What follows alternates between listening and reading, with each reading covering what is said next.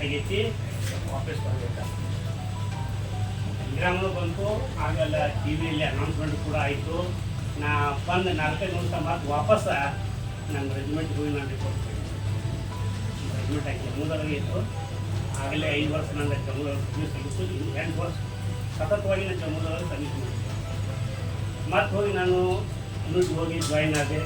ಹೋಗ್ಬೇಕಾದ್ರೆ ಭಾರಿ ಎಲ್ಲಿ ದುಃಖದ ವಾತಾವರಣ.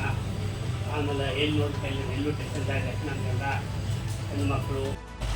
ಸೊ ಅವರ ಒಂದು ಸವಿ ನೆನಪಿಗಾಗಿ ಸೊ ಅವರು ಮಾಡಿದಂಥ ತ್ಯಾಗ ಬಲಿದಾನಗಳ ಪ್ರತೀಕವಾಗಿ ನಾವೆಲ್ಲ ಇವತ್ತು ಕಾರ್ಗಿಲ್ ವಿಜಯೋತ್ಸವ ಅಂತಕ್ಕಂಥ ಒಂದು ಕಾರ್ಯಕ್ರಮವನ್ನು ಇವತ್ತು ನಾವು ಇಲ್ಲಿ ಮಾಜಿ ಸೈನಿಕರ ಬಳಗ ನಯಾನಗರ ವತಿಯಿಂದ ಹಾಗೂ ಗೆಳೆಯರು ಹಾಗೂ ನಯಾನಗರದ ಎಲ್ಲ ಪ್ರಮುಖ ಗುರು ಹಿರಿಯರು ಹಾಗೂ ಯುವಕರ ಒಂದು ಸಮ್ಮುಖದಲ್ಲಿ ಈ ಒಂದು ಕಾರ್ಯಕ್ರಮವನ್ನು ಇನ್ನೂ ಅದ್ದೂರಿಯಾಗಿ ಮಾಡಬೇಕಂತಕ್ಕಂಥ ಒಂದು ವಿಚಾರ ಇತ್ತು.